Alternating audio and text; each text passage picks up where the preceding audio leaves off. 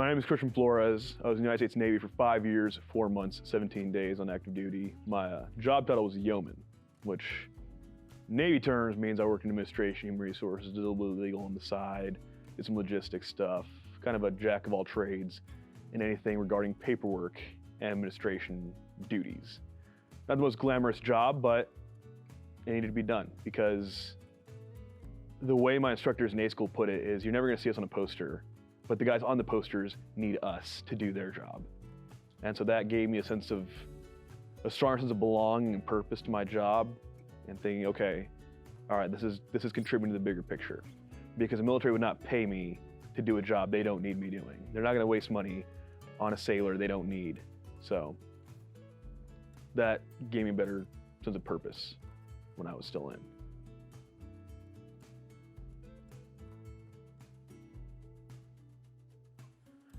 So being a veteran to me, this is something I think about a lot actually.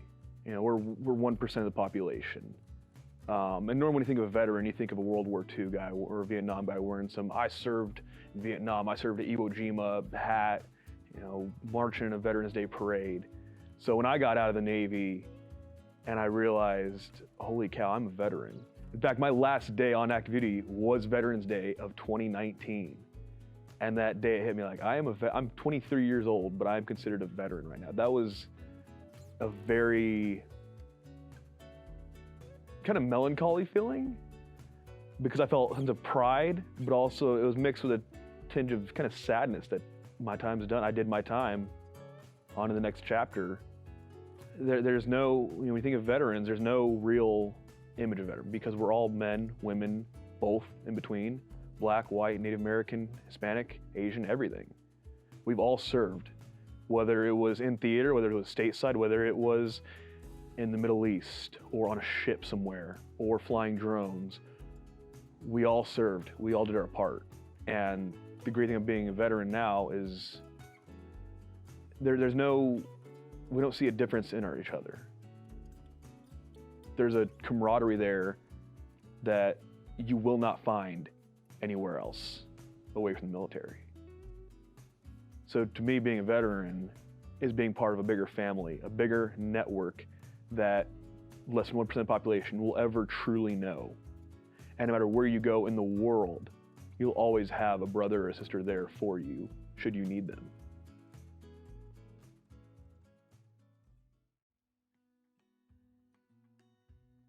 When I was deployed in 2016, we pulled into a port call in Bahrain. And my Liberty buddies, Luke and Ashley, we all decided we want to try authentic Iraqi food. We've never been in the Middle East before, let's give it a shot. Luke spoke Arabic at the Defense Language Institute for 2 years in Monterey. So he spoke perfect Arabic, knew the culture and everything. I'm like, buddy, you're going with me everywhere we go in the Middle East because you know this a million times better than I will ever understand this. So we go to this restaurant and it's in the middle of nowhere, Bahrain, far away from any American influence or the base. And so it's myself, Luke, and Ashley. We walk into the restaurant, and within 5 seconds of us walking in, it falls dead silent. You could hear a pin drop. And I look at Luke, and I'm like, dude, what just happened? What's going on right now? Why are they all staring at us? And he says, calm down, it's all right, we're okay. And a waiter comes up to us, he says, come, follow me. And he takes us upstairs, and he sits all three of us in this booth and pulls a curtain over us.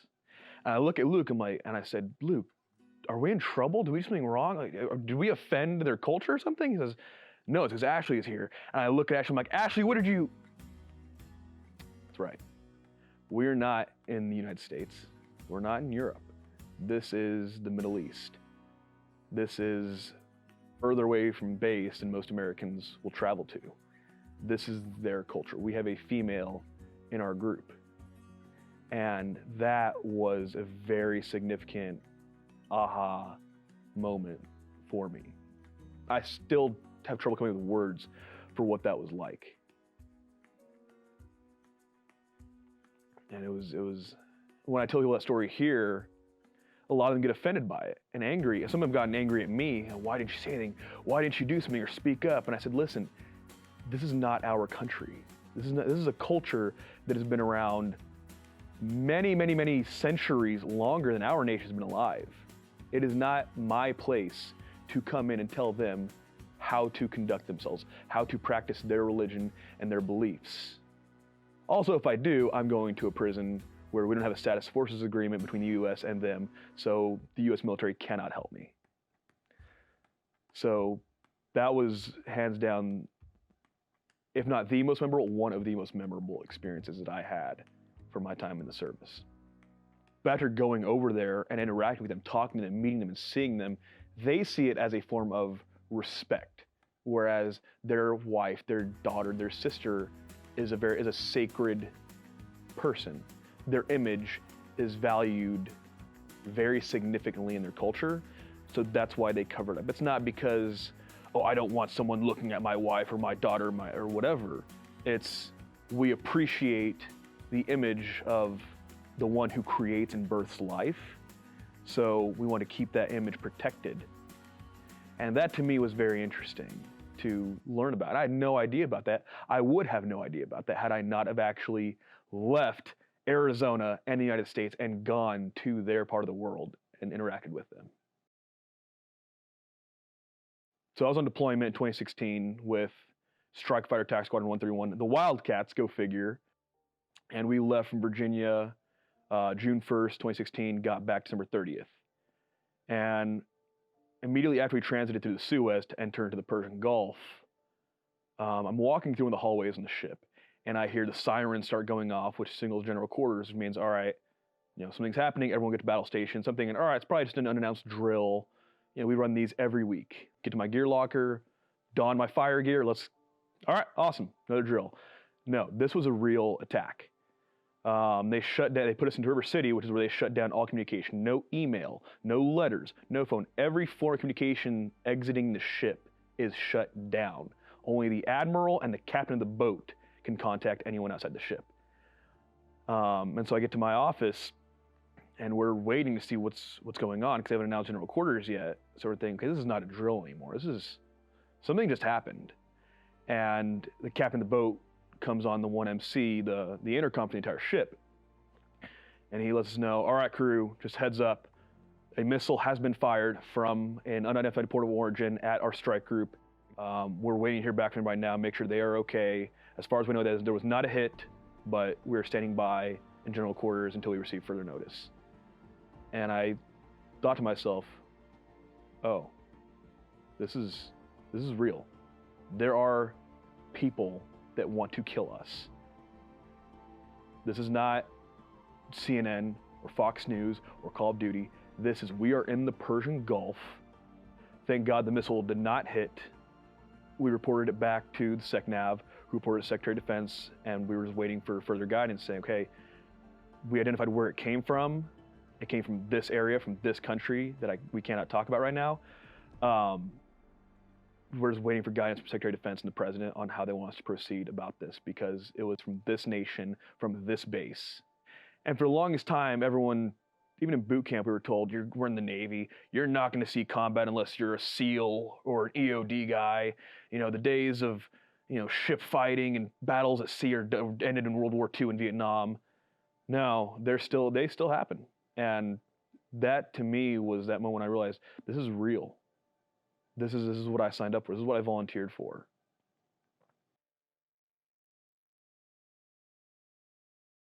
So when I was deployed to the Middle East, I was 20 years old. And the funny thing is, this was the first deployment in U.S. Navy history that the admiral declared no underage drinking under the age of 21. Because normally it's like, all right, we go to port, whatever their country's laws are, have fun, be back at the boat before we leave. This one was, no, if you were under the age of 21, you cannot drink.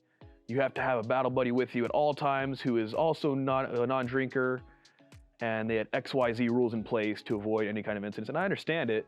Not gonna lie, I was a little let down. I thought, all right, cool, I get to go overseas and have a beer in Bahrain or Dubai with my buddy. Nope, not allowed to. Understood. The rules we follow, it's the reason to raise our right hand. Just gotta follow orders. There was a time I flew a backseat in a fighter jet. When I was in the squadron in Virginia, so tradition with fighter jet squadrons in the Navy is if you win the Sailor of the Year, you get to fly a back seat in one of the fighter jets. And the process to become Sailor of the Year is a little bit tedious, a little bit challenging. So but every quarter they have sailors from every work center come up for Sailor of the Quarter. And if you win Sailor of the Quarter, you now become eligible for Sailor of the Year. They put you on a board of your supervisors. They ask you questions and scenarios. They inspect your uniform. They go over, what have you accomplished this whole year? And then if you win, congratulations, you're going to get to ride backseat in the fighter jet. And so 2017, I get that opportunity. And that was one of the most exciting experiences of my life. We broke the sound barrier. We flew upside down. We did barrel rolls, aileron rolls. At one point, even the pilot, Lieutenant Commander Bookie, I still remember his name, asked me, "Hey, Christian, you want to fly the jet?" I said, am I authorized to do it? He's like, "Don't worry, no one else is gonna, we're already up here, no one's gonna say anything." I was like, "Okay, what do I do?" He's like, "Grab the stick." So I grabbed the stick. He's like, "All right, I'll maintain the controls, you just guide us." So there I am, several thousand feet up in the air, flying at 600, 700 miles per hour, steering this aircraft over Virginia Beach. This is gonna be one of the greatest days of my life. So far, one of the greatest days of my life so far. There was also the time that I rode backseat in an Italian police car because my friend's car got towed, and so the police offered to give us a ride to the station to fill out paperwork. They said, "I'm gonna take advantage of this moment right here." So I took a picture of me in the back of this car, sent it to my chief, and said, "Hey, chief, we got a problem. I'm on my way to an Italian jail. I got into a fight with local national. We're going to call base security." And he starts calling me up and blowing up my phone. And I text back, said, "Hey, chief, I can't answer the phone right now because I'm being processed, but I can only text you." And then after him freaking out enough, I said, "Just kidding. My friend's car got towed. We're not in any trouble. They just gave us a ride so she can sign the paper to get back." And he just said, "Go F yourself. See you on Monday. If you need help again, don't call me." That was great. I was in the Navy 5 years, almost 5.5 years. And just about every single year that I was in, someone that I knew passed away back home. And when people think of the military, they think of Veterans Day parades. They think of Call of Duty. They think of American Sniper and Chris Kyle and 9/11 even. A lot of the things I think don't get talked about often are what sacrifices you make beyond just being in combat. 2016, Christmas Day, I was on deployment, and I wake up, I go to my work center, I log into my computer, I check my email, and we had just enough Wi-Fi or enough bandwidth on the ship to log into Facebook because the captain said it's Christmas Day, extend the bandwidth as much as we can so they can at least talk to their families. I log into Facebook to send a bunch of messages to my family saying, "Hey, Merry Christmas from the Persian Gulf." And I open it up and there's dozens of messages. I'm like, "Okay, cool, it's Merry Christmas messages." No. One of my best friends from high school passed away Christmas morning, 2016. He was an Army reservist on his way to his drill weekend, slid on the ice on the road, died. Had a wife and 2 kids. We graduated together. We walked at ceremony together. We partied together in high school. And Christmas morning, 2016, I wake up to find out I'm not going to see him again. He's gone. A year and some change later, I transfer overseas to Sicily. And January 7th, 2018, I find out a buddy of mine I deployed with died in another car accident. He was logistics specialist. We deployed together. We'd been on debts together. We everything together in the squadron. My last year in the Navy, a few months before I separated, my walking partner for my graduation ceremony died of breast cancer.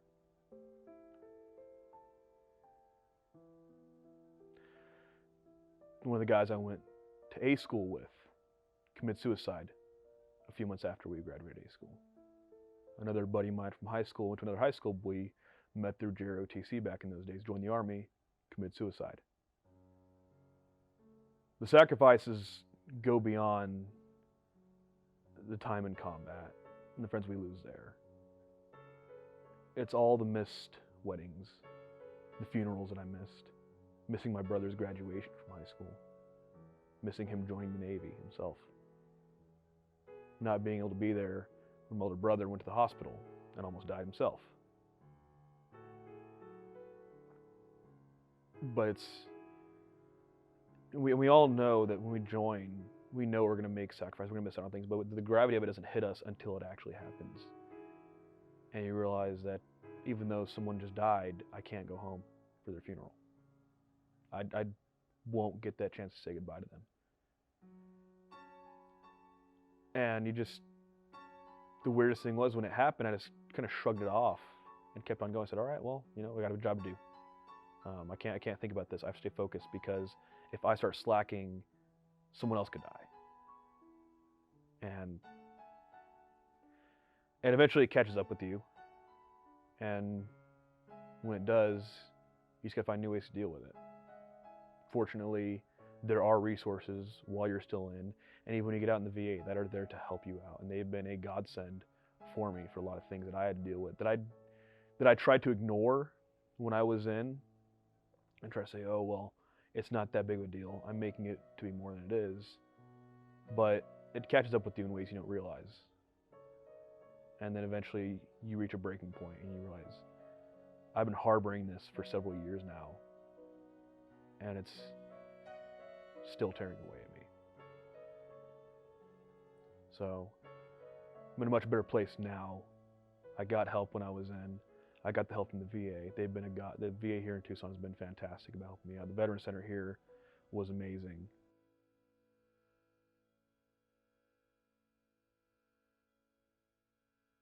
We're not that different from you. We have unique experiences. We've seen things that many people may not see in their lives, but we're still people at the end of the day. We're still in Class D. We're still trying to earn our degree. We're still trying to figure things out. I mean, when I had started the spring semester of 2020, I had no idea coronavirus had happened. And I'm a 24-year-old in all freshman classes because I've never taken a college class before. Now I'm on here my GI Bill. I am just as confused and bright-eyed as the rest of these students here that are 18, 19 years old. I have no idea where my classes are at. I don't know how to read this syllabus. I don't know how D2L works. I'm just trying to figure this out as well. And then the pandemic hits, and again, we're all in this together. Regardless of how old we are, where we came from, we just gotta stick through this, get through it together. But us as veterans, we're just like you guys. We just have different experiences. We chose a different path earlier in life, but we're all here in this together, trying to earn our degree, trying to make something of ourselves now. And my advice to you is it's gonna be okay. If you gotta get up at 6 in the morning to study for your exam at 12, do it. It'll pay off in the long run. When the going gets tough and you don't do so good in an exam that you thought you would, or you're really stressing out about some essay due this weekend, or you're just not feeling like continuing, or you're asking yourself, why am I in college? Or why is this really worth it? Yes, it is. Think about, what is the long-term goal? What are you working towards? Are you working to be an engineer, a doctor, a business person, a newscaster? Are you working to just work in welding? Whatever it is you started this journey for, remember that. Why do you wake up in the morning? Why are you taking this test? Why are you taking these classes? I certainly struggle with it too. There's a couple of my classes that I still have trouble with. But when I'm really in trouble, I ask for help. But I remind myself at the end of the day, as much as this class frustrates me, and doing these PowerPoints and reading this chapter 3 times over so I can pass this dang exam due on Tuesday, it's all for a greater purpose.